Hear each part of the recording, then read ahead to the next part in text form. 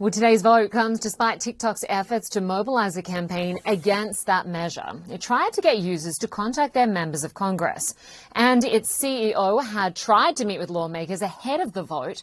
The bill, though, will likely face legal challenges if it becomes law. Adam Kovacevic joins us now. He's the founder and CEO of the trade group Chamber of Progress. He used to lead Google's US policy team and joins us from Washington, D.C. Good to have you with us, Adam. Thanks for having me. So we saw the House today vote overwhelmingly to ban TikTok here in the US unless it severs ties with China. The bill's future, of course, in the Senate is less certain. Where do you stand on this issue? Well, I personally have actually greater concern about the potential propaganda control that, TikTok's foreign ownership raises for the U.S. I mean, I think the United States would never have allowed the Soviet Union to own a television station in the midst of a Cold War. Right after Russia invaded Ukraine, we kicked out Russia Today off of our cable TV stations. Frankly, we probably should have done it a lot earlier. And I think this poses for me the same set of concerns that, this is really an unprecedented situation where we have one of the United States' top information, entertainment, social media apps controlled by ultimately the Chinese. And we know that its Chinese owner, ByteDance, really has to abide by Chinese law, which obligates Chinese companies to advance the Chinese government's interests. And so this is an unprecedented situation, but I think the bill is properly tailored to address it.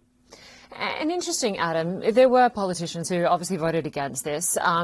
One Democrat who voted against it explained his decision. I just want to play some of that sound. This is blatantly unconstitutional, and I don't think the courts would uphold it. And the reason is if the sale didn't happen, it goes to a ban. The Supreme Court has said it has to be the least restrictive alternative when you look at free speech, which 170 million Americans' free speech is at impact. So, Adam, he went on to say that we should instead toughen up laws around data collection. He's arguing that it's better to pass a privacy data bill, rather than targeting one particular app. Does he have a point?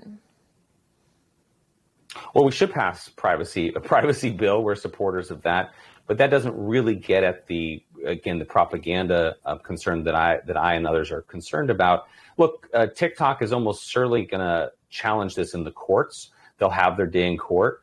But there is precedent, there's ample precedent for the United States to block foreign investment on national security grounds. Certainly, I think the way that the U.S. government has dealt with Huawei, effectively, removing Huawei from operations in the United States because of concern of essentially sort of network security and national security. So I think this poses a similar concern for a lot of people in government. But as I said, there are some who raise this constitutional question, and it will certainly be litigated. Interestingly, one of the Biden administration's top legal minds, Lisa Monaco, senior official in the DOJ, was involved in drafting this bill. And I believe that its sponsors have tried to work to address any kind of constitutional vulnerability that this law might have. Adam, we know that TikTok was fined in 2019 for collecting data from people using their phone when they accessed that app. But China has gone on to say that the U.S. hasn't presented any evidence about how TikTok endangers U.S. national security. What do you make of that?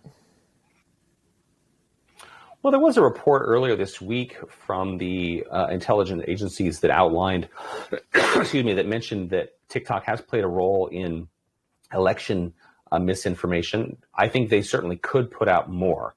And I actually think it would be a smart idea for the intelligence agencies to put out more. They've actually shared more information with members of Congress. And I do think that would probably help establish kind of the public case for what the administration is supporting here.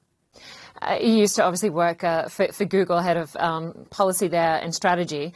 I assume you probably have friends inside of TikTok. Have they given you any opinions, assessments of how they see this playing out and what it might mean for them?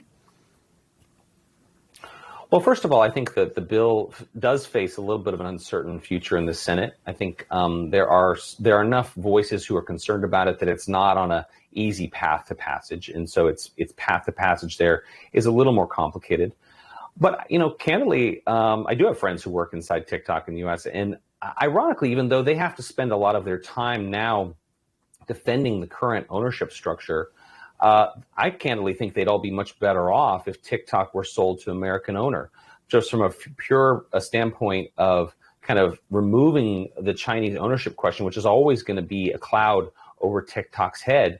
They have a much clearer future and candidly have a path to actually be going public as a company and making good on stock and stock options. All of that's not possible under the app's current ownership structure. And so I just think there isn't really a sustainable future for TikTok in the United States so long as this China question is over its head.